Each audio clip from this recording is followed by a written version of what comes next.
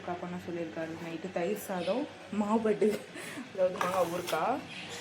Evening பார்த்திங்கன்னா என்னது காரப்பொரி பண்ணேன். அப்போ மாங்காய் இல்லைன்னு ரொம்ப ஃபீல் பண்ணேன். பார்த்தா இவர் வந்து இப்போ புக் பண்ணி வாங்கிட்டு மாங்காய் ஊறுக்காய் பண்ணி கொடுத்துருவாருங்க. மாங்காய் ஊறுக்காய் பண்ண தேவையானது பார்த்தலாமா? கடாய் வச்சு எண்ணெய் ஊற்றிப்போம். ஊறுக்காய் கொஞ்சம் அதிகமாகவே எண்ணெய் ஊற்றுவாங்க, ஆனால் இவர் இப்போவே காலி பண்ணிடுவார். அதனால நான் மீடியமாக ஊற்றிக்கிறேன். சரிங்களா? அரிபரியாக டக்கு டக்குன்னு பண்ணிடலாம். மாங்காய் ஊறுக்காய் கடுகு போட்டுக்கோங்க. இந்த அளவுக்கு வெந்தயம் கடுகு பவுட்ரு கூட கொஞ்சம் பண்ணி கொடுக்கலாம். ஆனால் நான் இப்போ வந்துட்டு இன்சிடெண்ட்டாக சாப்பாடுக்கு வச்சு சாப்பிட்றதுனால கொஞ்சமாக வெந்தயம் மட்டும் போடணும். ஏன்னா சூடாகாமல் இருக்கா மாங்காய். வெந்தயம் குளிர்ச்சில்ல.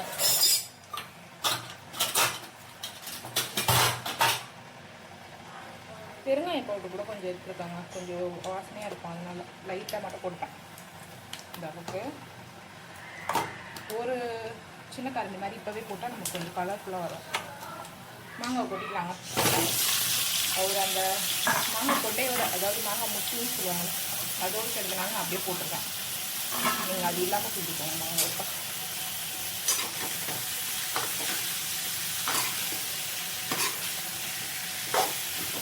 இப்போ மிளகாய் தூள் உப்பு,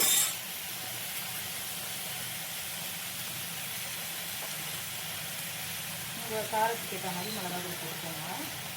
இந்த அளவுக்கு போட்டுட்டா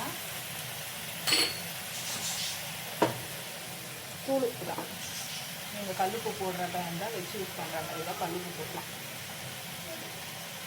கரெக்டாக இருக்கும். அந்த அளவுக்கு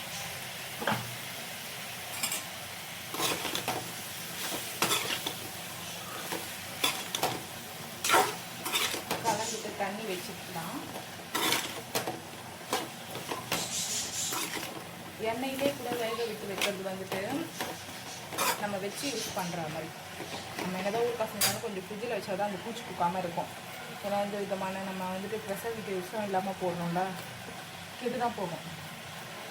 இல்லை அதிகமாக எண்ணெய் ஊற்றி எண்ணெய் ஊற்றிட்டு தண்ணி எதுவுமே ஆட் பண்ணாமல் செய்கிற மாதிரி இருந்தால் வெளில வச்சு யூஸ் பண்ணலாம்.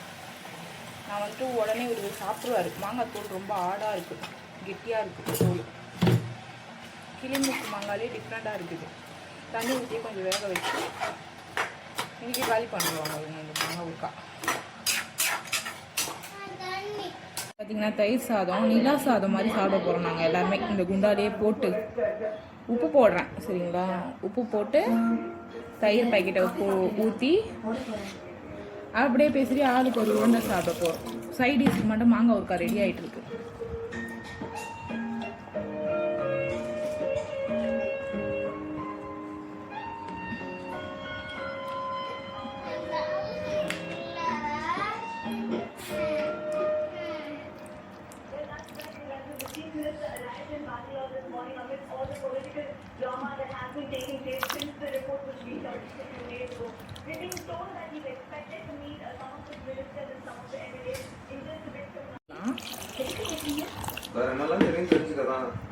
இப்போ நம்ம கையை போட்டு அப்படியே கலர வேண்டியதுதான்.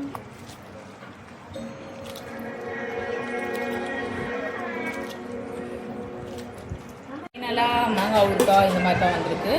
பார்த்தீங்களா?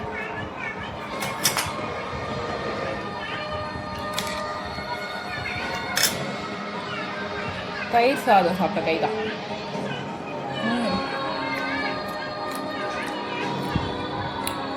நல்ல புளிப்பு மாங்காய் தான், புளிப்பு காரம் கலந்துருக்கு. தயிர் சாதம் மாங்காய் ஊறுக்காய் வச்சு சாப்பிட போகிறேன் நைட்டு.